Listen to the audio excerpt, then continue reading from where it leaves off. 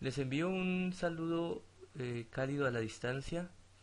Mi nombre es Héctor Augusto Vega Maldonado y este video tiene como propósito continuar con la explicación de los conceptos básicos de estadística. Para este momento vamos a hablar de la presentación de la información. He considerado pertinente este tema antes de las medidas de tendencia central. Es muy importante la presentación de la información en estadística, puesto que en muchos casos se pueden hacer investigaciones de muy buena calidad, pero si la presentación de la información no es la idónea al tipo de público al que va dirigido, posiblemente no tenga el efecto de investigación, el efecto que se espera. Por lo tanto, vamos a mirar algunos tips, algunas formas de presentar la información y pues obviamente a medida que vayamos estudiando veremos las formas más utilizadas, podremos hacer un análisis y las formas más apropiadas. Iniciamos con el diagrama de frecuencias absolutas. Hemos venido trabajando un test acerca de los resultados que tuvieron 30 personas acerca de preguntas de cultura general. Habíamos visto que la información se expresó en tablas, haciendo intervalos de clase, identificando frecuencia relativa, frecuencia absoluta acumulada, frecuencia relativa acumulada y marca de clase. A partir de esto, continuando con este ejemplo, vamos a mirar la forma como representaríamos esta información en gráficos de barras. En este caso, diagramas de frecuencias absolutas, perdón. El diagrama de frecuencias absolutas es un tipo de gráfico que se suele utilizar para resultados muy simples. En este caso hemos seleccionado las personas que tuvieron como resultado del test 60, que es las personas que tuvieron 63 como resultado, que son 2, 75 que fueron 3, 77 que fueron 2 personas, 82 fueron 2 personas y 95 una persona. Es un diagrama muy sencillo y por lo general se expresa o se utiliza para referirse a datos individuales o personales.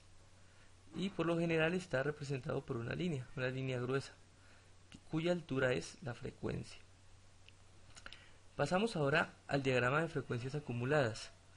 En este diagrama sí incluimos todos los datos en cuanto a los intervalos de clase, como pueden ver, aquí donde estoy moviendo el mouse, los 6 intervalos, y realmente el diagrama de frecuencias acumuladas tiene semejanza de una escalera, ¿sí? Por lo general se utiliza también, en la parte vertical, en el eje Y, miraríamos el número de personas y en el eje X irían valores de la ordenada.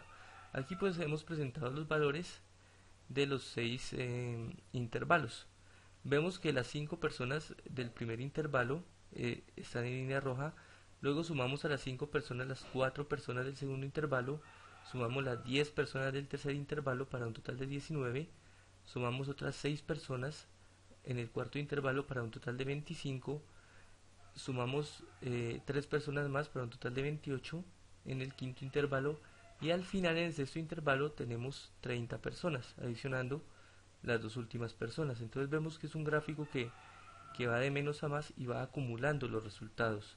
En muchos casos es importante expresar la información de esta manera para ver cuál es el comportamiento de todo el test.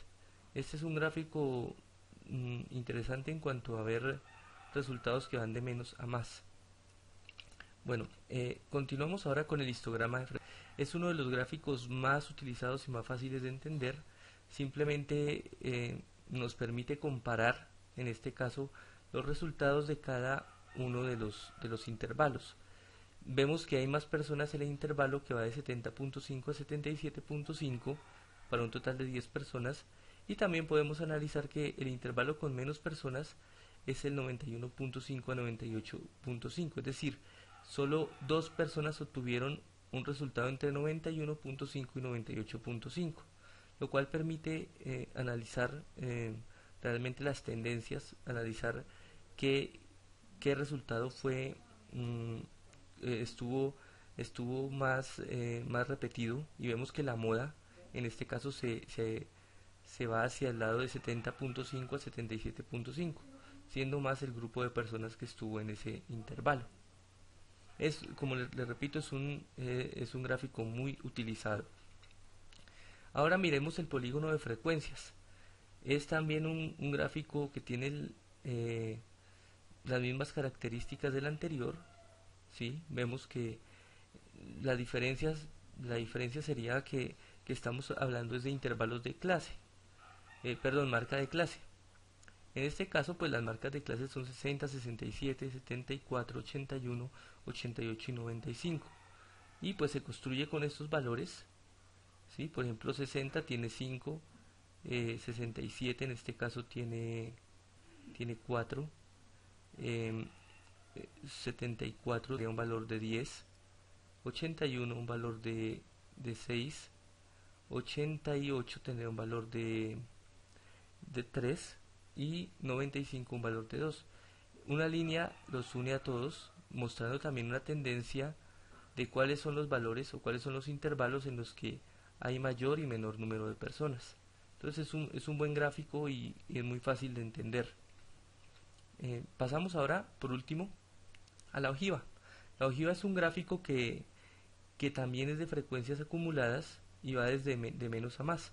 Iniciamos en 60, hablando de marcas de clase también, 5 personas, 67, 9, reúne las 5 anteriores y las 4 que corresponden a ese intervalo, y así va creciendo. Vemos que va creciendo hasta que llega al último intervalo, cuya marca de clase es 95 y hay 30 personas. Es importante este gráfico también porque podemos analizar grandes cambios. Por ejemplo, entre 67 y 74 vemos que hay una depresión un poco más brusca. Quiere decir que hay muchas personas en 74, mientras que si vemos entre 81 y 88 pues no hay un cambio muy significativo. Entonces nos permite analizar la información desde un punto de vista diferente. Vemos que entre 88 y 95 tampoco hay mucha diferencia, están casi a la misma escala en el eje Y. Es interesante porque podemos analizar la información desde una perspectiva diferente. ¿Cuál gráfico de estos es mejor? Ninguno es mejor que otro. Todo depende del público al que vaya dirigido. Si vamos a un público informal, el histograma de frecuencias sería idóneo. También el polígono de frecuencias. Si vamos a un público un poco más exigente, podríamos utilizar varios gráficos. Por ejemplo, el gráfico de el diagrama circular, que también es bastante utilizado y que también se conoce informalmente. El diagrama de barras también se utiliza bastante. Si vamos a un grupo un poco más exigente, más técnico, más especializado, pues en ese caso cualquier diagrama va a ser entendible. Todo depende de la necesidad y del público al que vaya dirigido. Bien, esto ha sido todo por el momento, y mi deseo es que puedan aprender matemáticas, dominar los conceptos de estadística, y que todo esto lo podamos aplicar a situaciones y haciendo análisis realmente del comportamiento de los datos y cosas que podamos aplicar a la vida diaria. Por esto es importante desarrollar competencias que nos orienten a tener éxito en los exámenes ICFES Saber y las pruebas PISA. Hablo para ustedes Héctor Augusto Vega Maldonado y les deseo muchos éxitos. Hasta pronto.